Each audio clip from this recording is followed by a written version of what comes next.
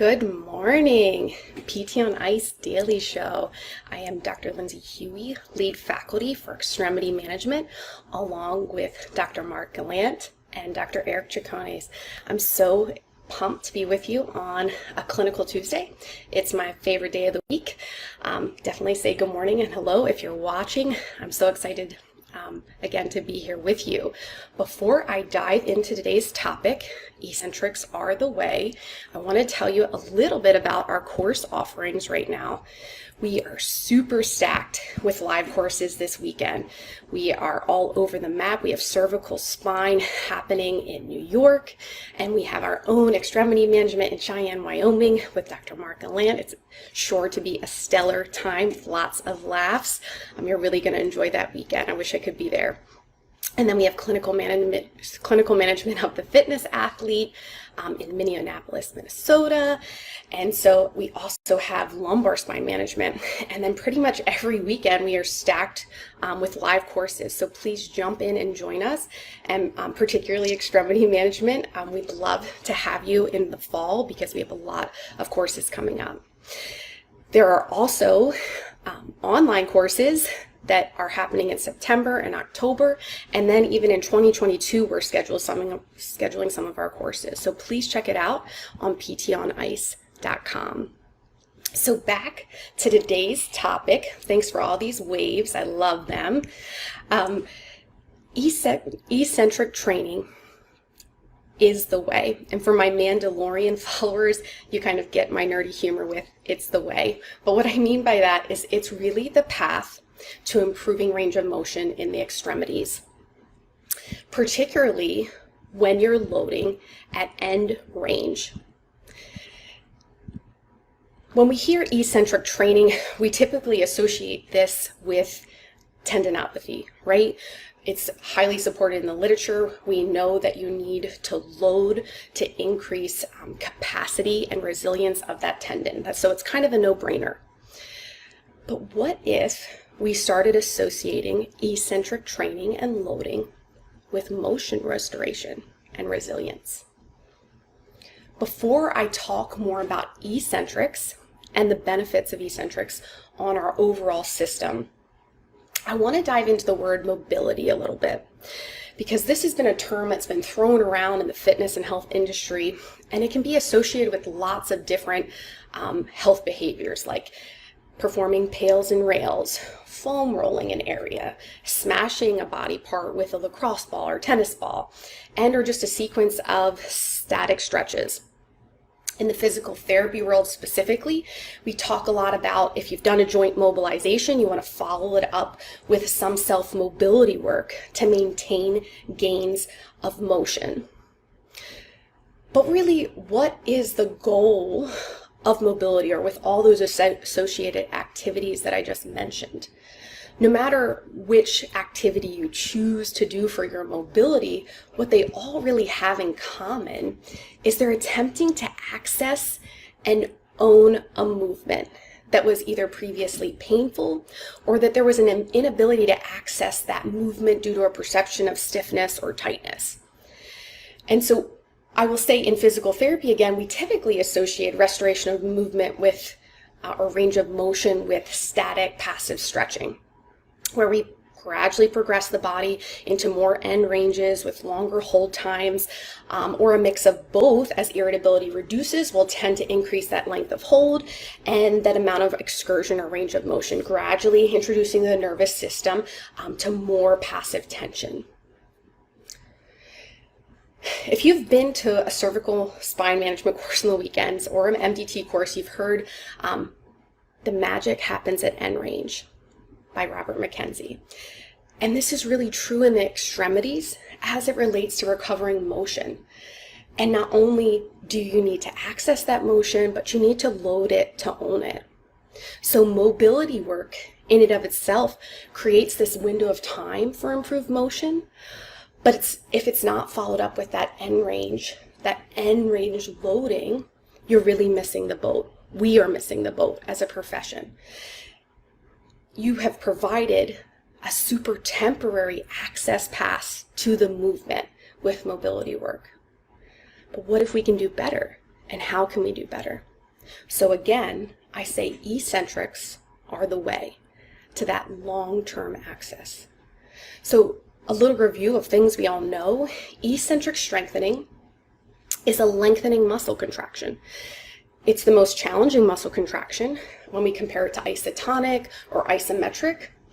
And so we tend to shy away from using eccentrics because of that knowledge, because of that challenge that we know, and that potential risk of flaring a patient up, right? Patients are coming to us in pain. We don't want to create more pain, right? We want them to leave the clinic feeling good and empowered in their movement and then in their life. So let's review some things about eccentrics, about what we know. And a lot of this knowledge comes out from Hody et al. This team did an amazing review in 2019 out of the Frontiers in Physiology journal, and they did a great job of not only listing the benefits of eccentrics, but the risks. So check out that paper, and this past Sunday, we actually did a post about it, so check out that on Facebook or Instagram, and it has that reference from Hody et al. And please comment if you'd like me to post it here on Facebook. But some amazing benefits of eccentric training or loading. You increase muscle length. You increase muscle strength. There's increased neural adaptation. What do I mean by that? So the genes responsible for cellular growth and development are released more with this type of contraction. There's an increase in lean mass, an increase in fat mass, a decrease in fat mass, an increase in lean mass. And because of those benefits, there's a delayed sarcopenic response. There's been links to decreased risk of falls in the older adult because of those benefits that I noted above. And then overall cardiovascular demand is much less in eccentrics compared to concentrics. So someone with deconditioning on board or hasn't lifted weights as much, eccentric is actually easier for them to maintain from a cardiovascular load perspective. There's an increase in the number of fascicle length, increase in the number of sarcomeres. I know I'm nerding out a little bit, and a lot of this is review for my audience here, but it's important. I want you to have those in the forefront of your mind as I keep talking through the benefits of eccentric as it relates to range of motion. Some risks. DOMS, right? There's delayed onset muscle soreness often associated, and you maybe have experienced it yourself doing some fitness and or had your patients flare up. There's association with exercise-induced damage and muscle function, so impaired proprioception or like walking funny after a really tough eccentric workout. We've all been there. And then there's risk of muscle tendon ligament injury, and then in very extreme cases, exertional rhabdomyolysis. So yes, there are risks. We must be risk aware, not risk averse. Jeff Moore. What if the muscle damage and destruction is actually what we need and want for our patients? So hear me out. What if our therapeutic target was for more sarcomerogenesis? Do you know how many times I practiced saying that word and then I just messed it up? What if this adaptation, this creation of sarcomeres, is actually the answer to improving not only range of motion for our patients, but strength? So the muscle destruction that we actually fear is actually the answer here. Eccentric contractions, when they do studies and they look at the benefits of them, they see this actually producing the greatest muscle hypertrophy.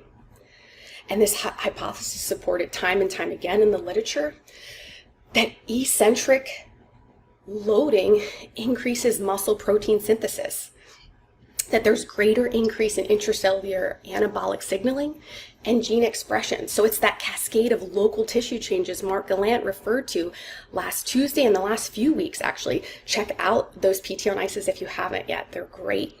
But that cascade that the eccentric contraction produces helps with motor excitability, connection to nerves and nervous system. So you're not only improving muscle length with an eccentric load and contraction, but you're improving a neural connection. What we know about hypertrophy dosage is that in addition, if we bring some intentional awareness to that local body part or mindfulness, you'll get even bigger gains in hypertrophy. So those people that complain of chronic hamstring tightness, chronic hip flexor tightness, chronic posterior cuff tightness, this is your answer. This all leads to an increase in motion and strength if done intentionally well and dosed well, challenging our patients in ranges towards end range with the goal of end range with a load. So how do we practically apply this in the clinic? Let's think about for the person that's doing that passive lat stretch and holding it. How about we give them an eccentric pull-up where the focus is on that eccentric lowering? Or the person with posterior cuff tightness, let's stop doing that across body stretch or sleeper stretch on the wall, and let's put some weight in their hand and do some eccentric lowering, and doing this at different angles, right? Not just at 90, but at 120 and at 45. And then for our chronic hamstring tightness, let's do some one-legged RDLs. And for our hip flexors, we'll start with that psoas march, but ultimately let's load past midline. Let their leg fall past the plinth and load them with a kettlebell on their foot. So they're actually getting a load into length that they have to control. Or for chronic adductor tightness, use the Copenhagen. Not so much focus on that concentric piece, but that eccentric lowering. Having your patient not only move through those ranges with a load, but in multiple angles, like I said, with that external rotation eccentrics or that posterior cuff eccentric. Let your patient know that they have movement freedom. So the RDL, for instance, get different angles, put cones in front of them, and have the patient have different targets. Yes, eccentrics can make you more sore. But for those of us already experimenting with this in the clinic, you've probably not just seen the benefits in your own clients and patients, but in yourselves, in range of motion, in perception of stiffness and tightness, and then in performance. So here's some practical guidelines to excellent eccentric dosage. So let's start with the ultimate end goal. We talked about how eccentrics are associated with a hypertrophic response. So we're going to dose like we're dosing hypertrophy. What's different about eccentrics is that the intensity is a little different. You actually want to dose them to exceed 1 rep max of your concentric 1 rep max at 105 to 120%. That sounds like an incredible amount. But what does that look like practically? Let's think we're wrist extensors.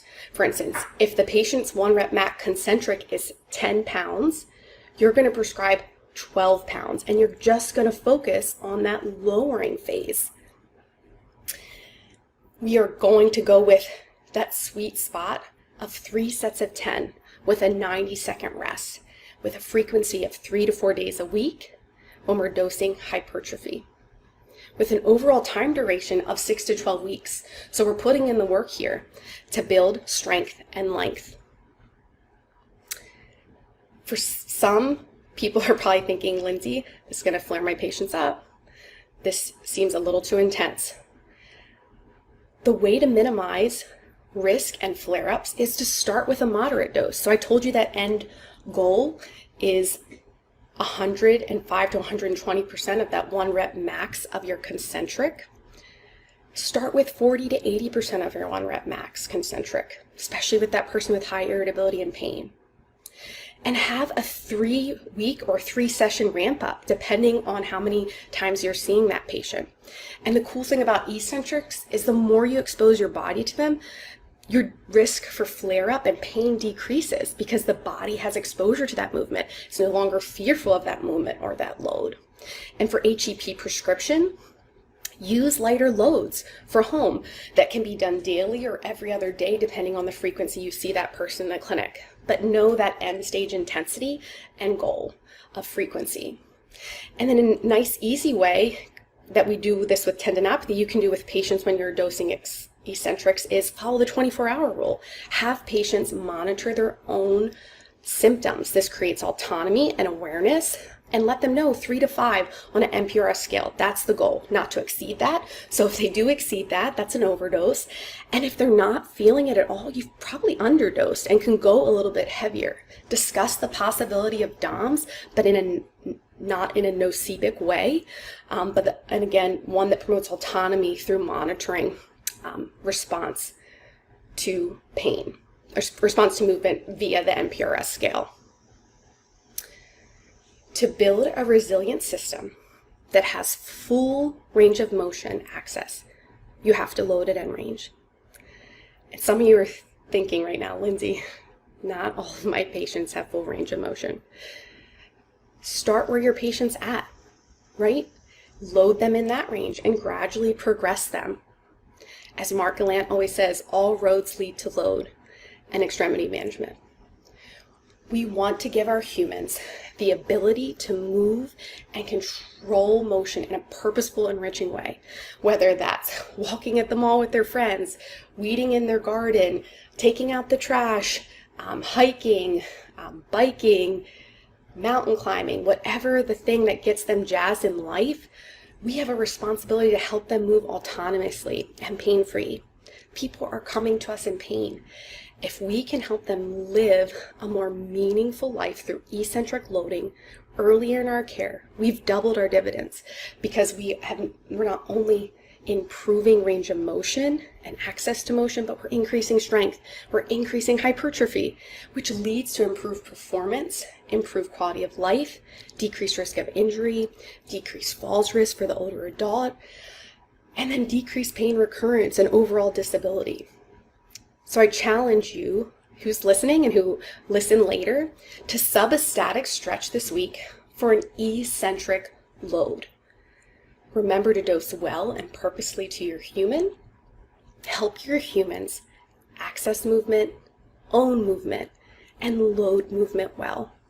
Let's all be more eccentric in our exercise prescription for motion and flexibility.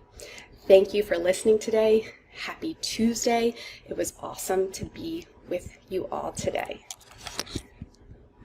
And please leave comments if you want about what you're already doing in the clinic for eccentric training. I'd love to learn what you love in the clinic. Happy Tuesday. Hey, thanks for tuning in to the PT on Ice Daily Show. If you enjoyed this content, head on over to iTunes and leave us a review. And be sure to check us out on Facebook and Instagram at the Institute of Clinical Excellence.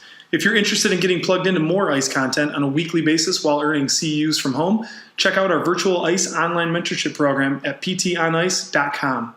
While you're there, sign up for our Hump Day Hustling newsletter for a free email every Wednesday morning with our top 5 research articles and social media posts that we think are worth reading. Head over to ptonice.com and scroll to the bottom of the page to sign up.